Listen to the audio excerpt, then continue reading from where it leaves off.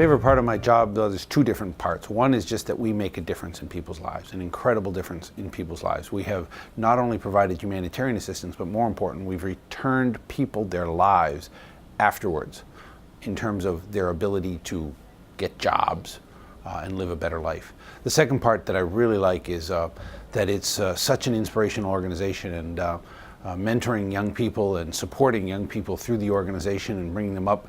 I'm 29 years in the organization and supporting these people over so many years. It's really incredible how many of them I'm still in touch with. It's really inspirational. Yeah, well, you'd think about in Guatemala back in the early 1980s, there was a scorched earth campaign. And during that time, the military carried out a genocide against the indigenous populations. Probably between 300 and 500,000 indigenous people in a country of 10 million were killed.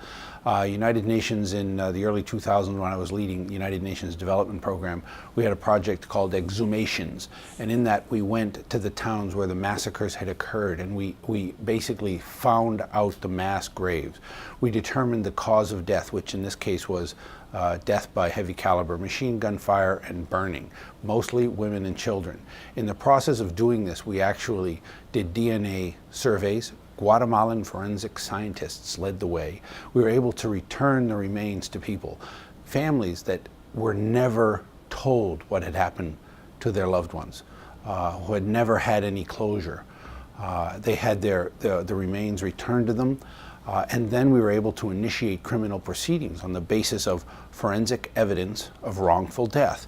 And those programs, the initiation of those programs a decade later, led to the conviction of General Rios Montt, who had led the work of this genocide, the Scorched Earth campaign. So you see that this is a piece of work that carries out over literally 1 decade or more. But it begins with righting an injustice. It begins with closing the books for families and people that have suffered through this genocide. It carries on through actual investigation, justice, hearings, trials, and convictions. So this is just a really powerful example, in my mind, of work that we have led in close collaboration with brave Guatemalans, many of whom faced death threats during the period of these investigations. But this, in my mind, makes a powerful impact on you. After 6 years with the Organization of American States, I felt like I could still do more, and I entered through the United Nations Development Program's Competitive Entry Management Program. And since then, I've worked in all 5 geographic regions of the world. And in the past 3 missions, I've led United Nations in conflict countries and crisis countries, Kyrgyzstan, Bangladesh, and now Ukraine. And frankly speaking, it's the last bastion of idealism in the world. And you work for this organization, and you have to have pride for what it stands for and what it can do for people. The United States invented the United Nations. I mean, they were the proud sponsor of the United Nations. It was, Eleanor Roosevelt that wrote the Universal Declaration of Human Rights, which at the time was considered almost a joke. It was just a giveaway. Fine, let her have it. It's now international law, and we were able to track down a general and convict him for violations of human rights. It stands for what is America, It stands for accountable governance, it stands for peace, it stands for equality, for ending poverty, for human rights.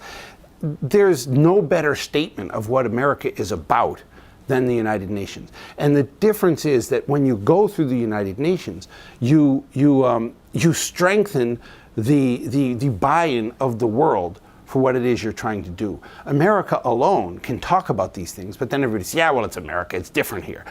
In the United Nations, all member states belong. All member states subscribe to these fundamental principles. Many governments don't like it, but they're in there. So for the United States, it's a way of multiplying the force of what America stands for. And in terms of results, it's great. And in terms of costs, even if the United States complains, the fact of the matter is we only pay a small portion of the budget. So at the end of the day, America can achieve so much more working through the United Nations in a sustainable way, in a powerful way, than America can ever achieve by itself.